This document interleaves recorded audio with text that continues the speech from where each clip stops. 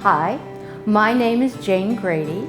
I work at the Worcester Historical Museum with school children, and I'm here today to talk about the history of Worcester in the 17 and 1800s. Today we're going to be talking about a store and how that worked and what they sold. Right now I want to introduce you to this man.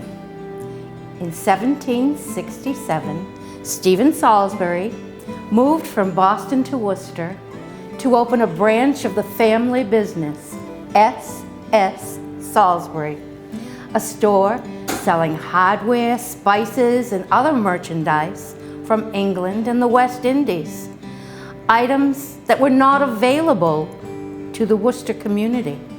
By 1772, the store was very busy.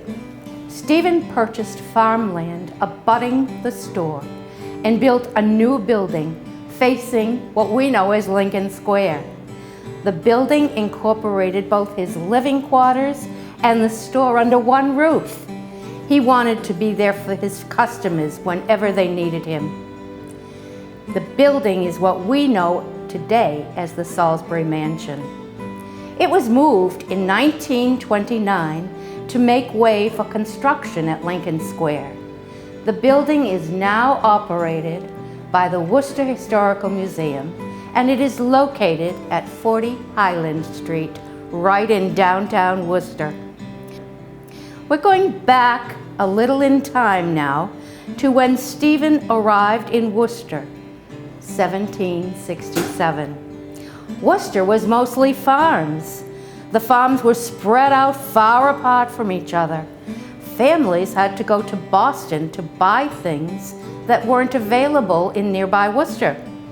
It took 7 to 10 hours to get to Boston with horse and wagon, and the same time to return back to Worcester. Adding time to make purchases in Boston, load the wagon, tend to the horses, and not being able to travel at night. This trip could take several days. As more settlers moved to the Worcester area and the town was beginning really to grow, there was greater need for imported goods. Farm families had easy access to fruits and vegetables, flour, wool, lumber. They had eggs and they had meats. They could make candles, chairs, pottery, etc. But there were many items that were only available in Boston. Boston was a seaport with a very active World Trade Center. It was at this time that Stephen Salisbury made a very, very wise decision. He knew from his work in the import family business that people in Worcester would welcome a local store where they could purchase those things only attainable by a long, hard trip to Boston. With the opening of the store, Worcester residents could purchase spices, coffee, tea, silk, fancy china, brass hardware, and similar goods right in their own town. Opened in 1767, it wasn't long before the store became very successful. Within 5 years, Stephen acquired additional farmland and became a very wealthy businessman and a leader in the Worcester community. He served on several committees during the Revolutionary War. Plus, he was a very successful gentleman farmer. Salisbury's store closed in 1815. The mansion was remodeled several times.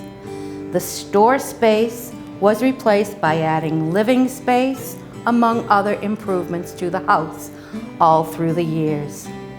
When Stephen Salisbury died in 1829 at the age of 82, he was the richest man in Worcester County.